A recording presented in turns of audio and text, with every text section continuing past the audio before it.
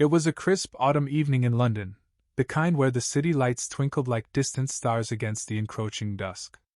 Inside the bustling studios of BBC Television Centre, the atmosphere buzzed with anticipation. Jonathan Ross, the sharp-tongued host known for his irreverent wit and boundary-pushing interviews, was gearing up for another episode of his hit chat show, Friday Night with Jonathan Ross. The guest list was stellar as always, but tonight's headliner was a coup: Woody Allen, the legendary filmmaker, comedian, and auteur behind classics like Annie Hall and Manhattan. At 89 years old, Allen was promoting his latest film, a quirky dramedy titled Echoes of Regret, which explored themes of aging, love, and existential absurdity. The audience, a mix of diehard fans, curious millennials, and industry insiders, filled the seats, their chatter creating a lively hum under the bright studio lights. As the house band struck up the show's energetic theme tune, a jazzy, upbeat number that perfectly matched Ross's flamboyant style, the cameras panned across the set. The stage was a vibrant explosion of color, plush red sofas arranged in a semicircle, a massive LED screen displaying the show's logo, and Jonathan Ross himself, dressed in a tailored suit with a flashy tie, grinning mischievously at the crowd. "Welcome, welcome, everyone!" he boomed in his signature lisping drawl, his energy infectious. "We've got a cracking show for you tonight. Music from the hottest new band, comedy sketches that'll have you in stitches, and our very special guest, the man who's made neurosis an art form, Woody Allen." The audience erupted in applause as Woody Allen shuffled onto the stage. He looked every bit the iconic figure, slight frame hunched slightly with age, thick-rimmed glasses perched on his nose, and a rumpled suit that screamed, "I don't care about fashion." He waved awkwardly, his trademark nervous smile flickering across his face as he took his seat on the sofa opposite Ross. The other guests, a rising British comedian and a pop starlet, shifted uncomfortably, sensing the gravitational pull of Allen's presence. Behind the scenes, producers huddled in the control room, monitors flickering with live feeds, while camera operators adjusted their lenses, capturing every nuance. The air smelled faintly of coffee and adrenaline, the hum of equipment a constant undercurrent. Ross leaned forward, his eyes twinkling with that familiar mix of admiration and mischief. "Woody, it's an absolute honor to have you here. Echoes of Regret, I've seen it, and it's brilliant. Full of your signature wit, those poignant moments that make you laugh and cry at the same time. Tell us, what inspired this one? Is it autobiographical, or are you just torturing us with more of your existential dread?" Allen chuckled softly, adjusting his glasses, a tic that endeared him to fans worldwide. "Well, Jonathan, at my age, everything feels a bit autobiographical. The film is about a man reflecting on his life, his mistakes, his loves, you know, the usual fodder for a guy who's spent more time on a therapist's couch than in his own bed." The audience laughed warmly, the pop starlet nodding along enthusiastically. The vibe was light, congenial, the perfect promo slot. But nobody in that studio, not even the seasoned producers, was prepared for what happened next. It was one of those moments that would etch itself into television history, a spark that ignited a firestorm. As the conversation flowed, Ross steered it toward Allen's storied career. "You've been making films for over 50 years, Woody. Icons like Diane Keaton, Mia Farrow, they've all been your muses. But let's talk about the controversies. You've had your share of public scrutiny, haven't you? The personal life bleeding into the professional. How do you handle that noise when you're just trying to create art?" Allen's expression shifted subtly, a flicker of discomfort crossing his face. He paused, sipping from a water glass provided by a stagehand. The controversies. Well, I've always believed that art should stand on its own. My personal life, it's been dissected more times than a frog in biology class. But I try to focus on the work. Echoes of Regret is about redemption, in a way, finding peace amid the chaos. Ross nodded, but there was a glint in his eye, the kind that signaled he was about to push the envelope. He was famous for it. His interviews often danced on the edge of provocation, boosting ratings with viral clips. The audience leaned in, sensing the shift. One of the co-guests, the comedian, fidgeted with his tie, while the pop starlet glanced nervously at the floor. In the control room, a producer whispered into her headset, "Keep rolling, this could be gold." But here's where the first unexpected twist crept in. Ross didn't ease off. Instead, he doubled down with a question that cut deeper than anyone anticipated. "Redemption, eh? That's interesting. Because some critics, and let's be honest, a lot of people online, say your films romanticize complicated relationships, especially with younger women. Is Echoes another defense of that, or are you finally addressing the elephant in the room? The allegations, the marriages, it's all part of your legacy, isn't it?" The studio fell into a hush, the kind of silence that's louder than any noise. Alan's hand tightened around his glass, his knuckles whitening ever so slightly. The audience exchanged glances, some shocked, others intrigued. A woman in the front row pulled out her phone discreetly, starting to record. The pop starlet opened her mouth as if to interject but closed it again, her eyes wide. Ross, sensing the tension, flashed a grin that was equal parts charm and challenge. "Come on, Woody, we're all friends here. Spill the beans." Alan cleared his throat, his voice steady but laced with an undercurrent of strain. "Jonathan, I came here to talk about the film, not to relitigate old headlines. Those allegations have been addressed, repeatedly. They're baseless, as courts and time have shown. But if you want to turn this into a tabloid session..." The escalation was subtle at first, like a pot simmering before the boil. Ross laughed it off, waving a hand. "Oh, Woody, don't be so defensive. It's just a chat. But seriously, in today's climate, with hashtag #MeToo and all, how do you reconcile your past roles with modern sensitivities? Your characters often blur lines, don't they?" Alan's response was measured, diplomatic. "Art blurs lines by nature. It's meant to provoke thought, not conform to trends. If we're judging creators by their personal lives, we'd have empty museums and silent theaters." The audience murmured in agreement, a smattering of applause breaking the tension. But Ross wasn't done. He leaned back, crossing his legs, his tone sharpening with sarcasm. "Fair point, but isn't that a bit convenient? Hiding behind art when real people have been hurt? Mia Farrow's accusations, the family drama, it's not just gossip, is it?" Now the air thickened. Alan's face flushed, his nervous tick evolving into a steely gaze. The comedian co-guest finally piped up, trying to lighten the mood.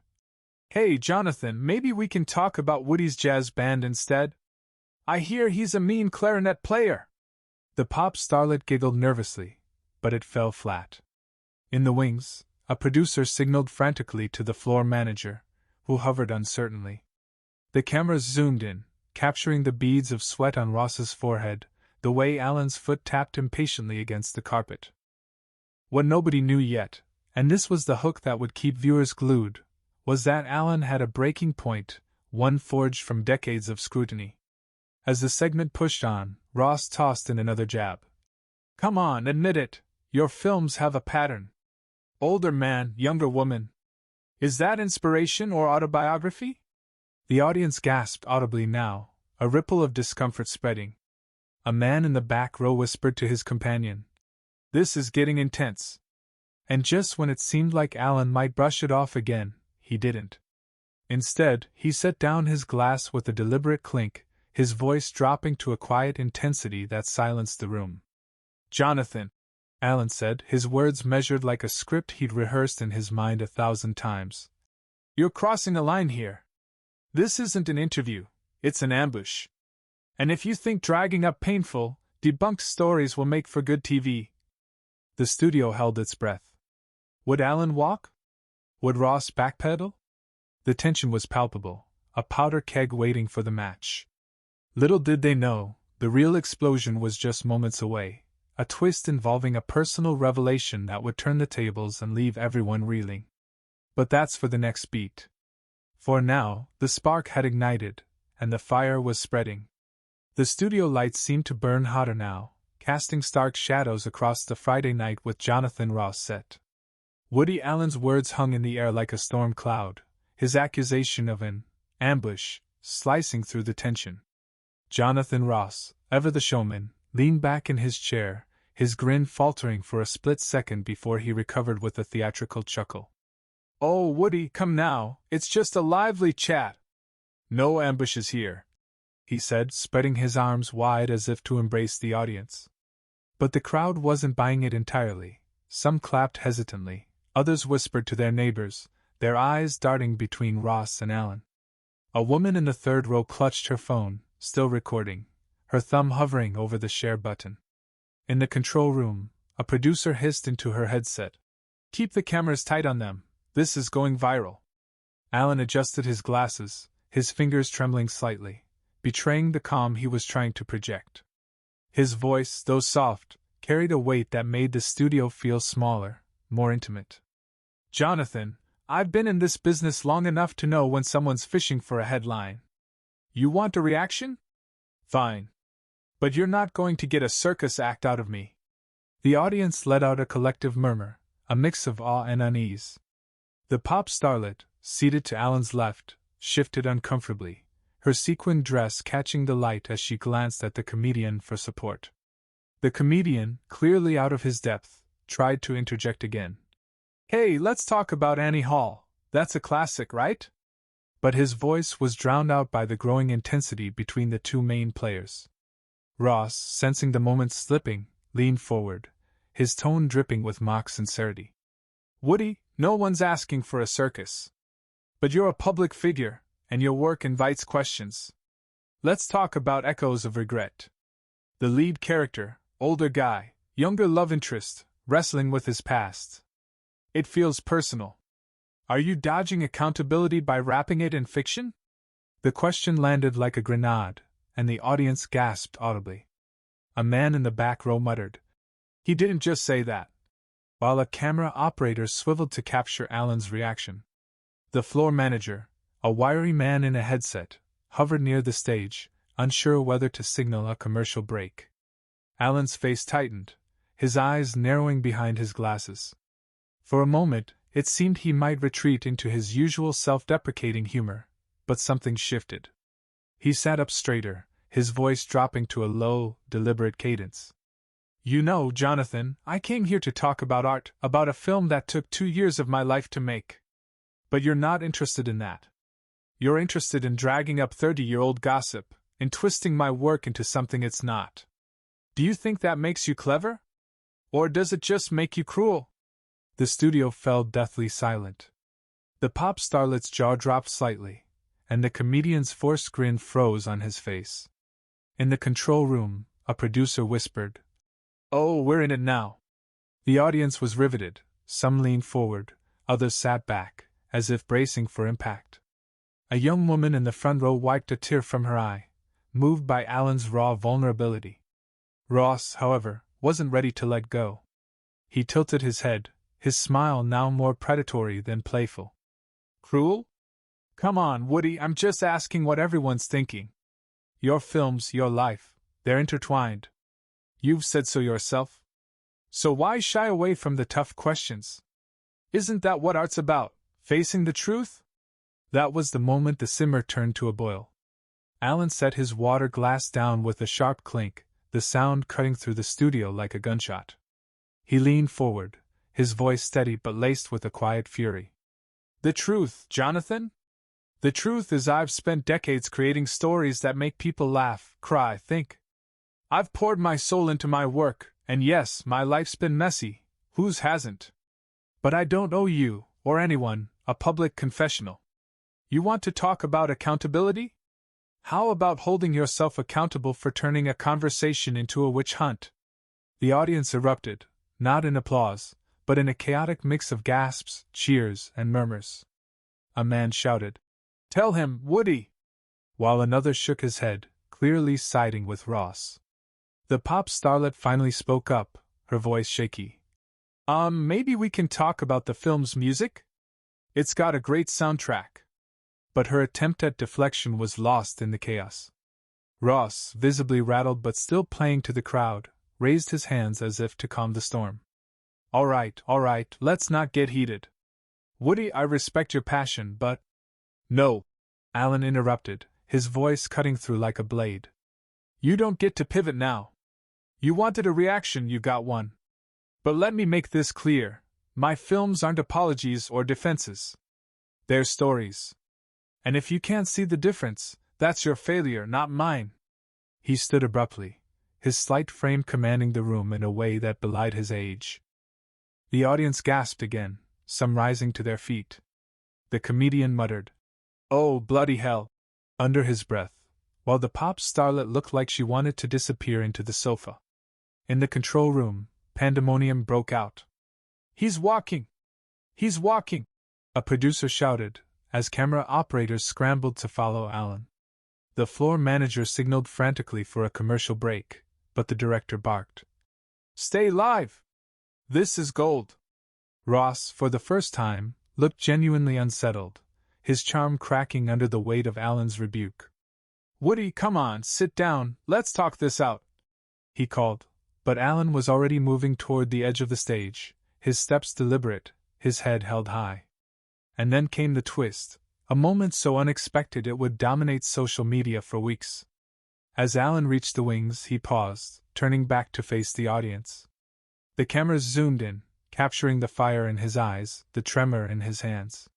"You know," he said, addressing the crowd directly, "I've spent my life telling stories because I believe they matter. They help us understand each other, even when we disagree. But this," he gestured toward Ross, the set, the chaos. "This isn't about understanding. It's about tearing people down for a soundbite. And I won't be part of it." The studio was frozen, the only sounds the faint hum of cameras and the rustle of the audience shifting in their seats. Then, in a move that no one saw coming, Alan reached into his jacket pocket and pulled out a small, worn notebook. He held it up, his voice softening but no less powerful. "This is where I write my ideas. Every film, every story starts here. It's not about headlines or scandals, it's about humanity. And if you can't respect that, Jonathan, then I feel sorry for you." With that, he tucked the notebook away and walked off stage, his footsteps echoing in the stunned silence. The audience exploded into applause, though some booed, creating a cacophony of divided loyalties. Ross tried to regain control, laughing nervously. "Well, that's one way to make an exit. We'll be right back after this break." But the damage was done. The cameras cut to a commercial, but not before capturing the pop starlet whispering to the comedian. "That was intense," and the floor manager sprinting to the wings, where Alan was already out of sight. In the control room, producers were already uploading clips to the show's social media, knowing this would be the talk of the internet by morning. The hashtag Woody vs. Ross was trending within minutes, with fans and critics alike dissecting the confrontation. Some called Alan's exit a masterclass in dignity. Others accused him of dodging accountability. But one thing was certain, the moment had struck a chord, exposing the fine line between provocative interviewing and personal attack. As the show resumed after the break, Ross tried to pivot to lighter topics with the remaining guests, but the energy was off. The audience was distracted, still buzzing about Alan's exit, and the comedian's jokes fell flat. Backstage, a producer caught up with Alan, who was calmly sipping water, his expression unreadable.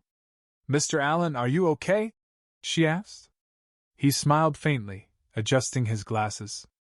"I've survived worse," he said simply, before heading to his car. The real fallout was yet to come, the viral clips, the op-eds, the debates about art, accountability, and the ethics of talk shows. But for now, the stage was set for a reckoning, one that would leave viewers questioning who was right, who was wrong, and what it means to stand up for yourself in a world that loves a spectacle. What did the audience think? Was Alan justified in walking out, or should he have stayed to face the fire? The comment sections were already lighting up, and the story was far from over.